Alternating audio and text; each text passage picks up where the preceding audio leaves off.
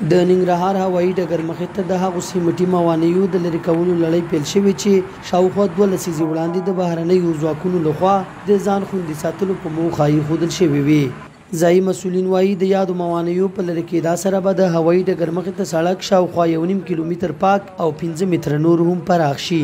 3.5 لاریو په اندازه باندې هغه ساحه چې دلته ټیټه ده هغې کې اوس زموږ د خاورو جغلاندازي روانه ده. دا ساحه جغلاندازي کوو، هغه موانع چې هلته ایښي دي هغه را تقریبا 5 متره را شاته کوو.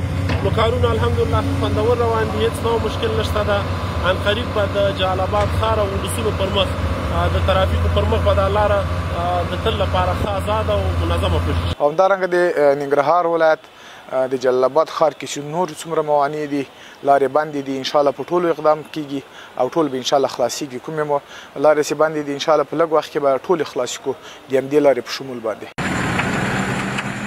پر دغه لویه لار پرتو موانعو د کلونو راهیسې جلال آباد میشتو اوسیدونکو ته ګڼې ستونزې پېښ کړې وې چې ډېرې هغه پکې ترافیکي حادثې وې.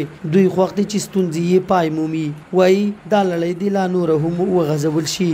چیرې دا موانع لرې شي نو ډېر ښه کار به وشي. په دې خاطر چې په دې موانعو ډېر مشکلات جوړ کړي او ډېره ګڼه ګوڼه په ښار کې جوړه کړې. نو که چیرې دا لر شي نو ډېر ښه کار به وشي. سره مخ دلته به لاره بنده او 3 ګنټې 4 ګنټې به ګرمۍ کوړم، یو مریض به دې راوړ هغه به اکثریت به د ګرمۍ د لاسه مړ شي، یا به داسې مشکل کې پیدا کړي روغ سړی به هغه به مریض شي د ګرمۍ د لاسه. د یادونې ده چې د سیمټي موانعو د لرې کولو کمپین د ننګرهار سربیره د هېواد په ډېرو نورو ولایتونو کې هم ترسره شوی چې موخه ترې د ښاري نظم په سم ډول پلی کول دي.